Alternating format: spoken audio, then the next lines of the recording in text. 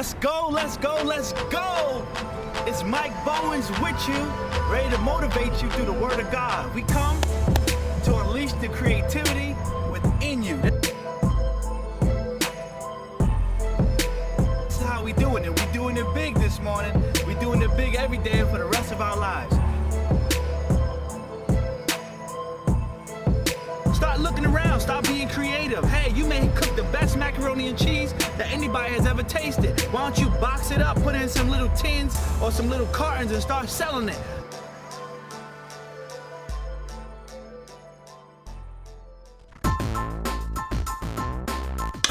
Let's go, let's go, let's go. It's your man Mike Bowens coming to you once again, live and direct from Unleashing the Creativity Within You. And I got another bomb, powerful message for you.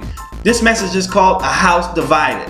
Now, I know many of you are familiar with this topic, but I just got a different kind of spin on it. A house divided, and I'm talking about households, couples, right? Relationships, right? I'm talking about if one person wants to go one direction in life and the other person does not, guess what? As a couple, you're not moving anywhere, because it takes you being focused together on the same thing to move forward. Now, I don't care if that's running a business. I don't care if that's raising kids. I don't care if that's getting in shape. Because say one person wants to be healthy and get a different eating pattern, and the other person's like, nah, I don't really feel like doing that. They're going to still buy their donuts and chips and Subway sandwiches or whatever. Not down in Subway, but whatever hero sandwiches, right? And the other person's trying to eat salad, trying to go vegan. It's going to be very hard for that person who's trying to go to the healthy lifestyle, because they're going to constantly smell the cheeseburgers in the house. They're going to constantly smell the fatty foods that they're trying to avoid, right? And it's going to be a conflict. It's going to be a conflict.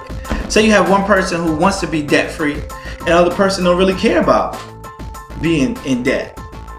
Once again, that person is going to want to shop all the time and spend the money in the house, when the other person is going to want to try to pay off the debts so that they can move further as a couple. But you're going to butt heads. It's going to be conflict because you're divided. You're not together, right? Any house that's divided against itself cannot stand, right? Jesus taught that. Anything you want to know, he taught it to the best, to the highest level. So, right, let's take households, right? You're trying to raise children.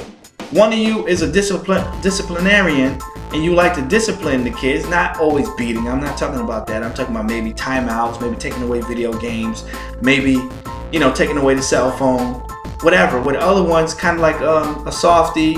No, it's okay. Just don't do it again. And you're giving mixed messages to the kids, and they're going to do whatever they want to do because you are not in unison. You are not together. There's power in unity. There's power in people coming together and being on one accord, being in the same frame of mind, right? And when a husband and wife aren't, or people, a man and a woman that's dating, and they like, you know what? We want to be married, or we want to have a business, or we want to get a house. Whatever they put their minds to accomplish, right? They can accomplish it if they are on the same wavelength. You're not like, nah, that's not what I want to do. And a person like, well, I really don't want to do what you want to do. Guess where you're going? Nowhere, because you're arguing back and forth. And frustration and tension is building up between the two of you, and you're going around in circles. Emotions are building up. Arguments is going to start to happen because you can't get on the same wavelength. Any great nation, any great corporation, any couple, great couple, even a brother and a sister, or a brother and a brother, or a sister and a sister, or two friends who can come together with one mind and one voice, can move to a greater level of success, can move and accomplish more than they have accomplished in the past if they were by themselves. So, right, you take your spouse and you're like, listen, this is where we want to be in 5 years. Let's both come up with a way that we both feel comfortable with, of working towards, and let's get it done. I'm not saying it has to be my way. I'm not saying it has to be your way, but whatever way is the best, let's agree to that and let's get it done. And some people have issues, control issues, where if they don't come up with the idea, if they didn't think of it, then it's not good. It could be the best idea that the best route they should take, but because they didn't think of it, because they didn't have the idea, then they don't feel like it should happen, because people have control issues. And in order to succeed as a couple, as a family, and then friends, you gotta let the ego go. You gotta check your ego at the door and say, you know what? He who humbles himself shall be exalted, and the person that exalts himself shall be humbled. So it's like, when that person is constantly, nah, I don't like that idea, and they don't even have a reason why they don't like it, or they don't even have a better idea, then that's pride. And pride always comes before the fall. And guess what? That person is affecting your household. That person is affecting your corporation. That person is affecting your relationship. That person is affecting your health. Think about it, because that person is affecting, right, the progress that as a couple, as a family, as friends that you guys are making in life. Because if you can't get on the same accord, you can't pull your resources together. You can't pull your thinking together, because one person is always fighting the other. And so when we used to play basketball, I might have said this before, like the best person on the team that we was playing against, we would double team that person, double team him, because that person, one person couldn't guard him. But the person that couldn't score, couldn't shoot, we'd leave them by themselves, because they can't score if they open by themselves anyway. And that's just how it is, right? Why should anything good happen in the life of people who can't even get along, and it's just them?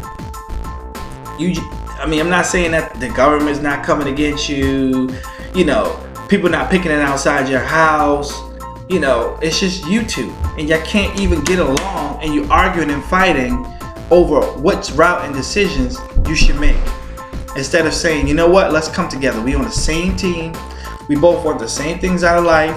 Now let's figure out how we can get it done together. We're on the same team. We're not enemies. And see, people think that they sleeping with the enemy. That's the problem. You don't trust the person that you with.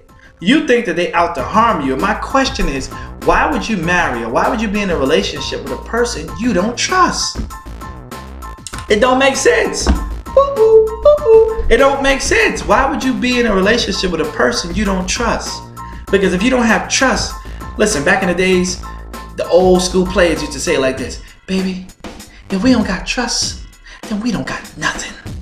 We don't got nothing, baby. That's Eddie Kane for you if you don't know what I'm talking about from the 5 Heartbeats. If we don't got trust, we don't got nothing. And you gotta have that. You gotta have trust with your spouse to know that that person is not trying to derail you.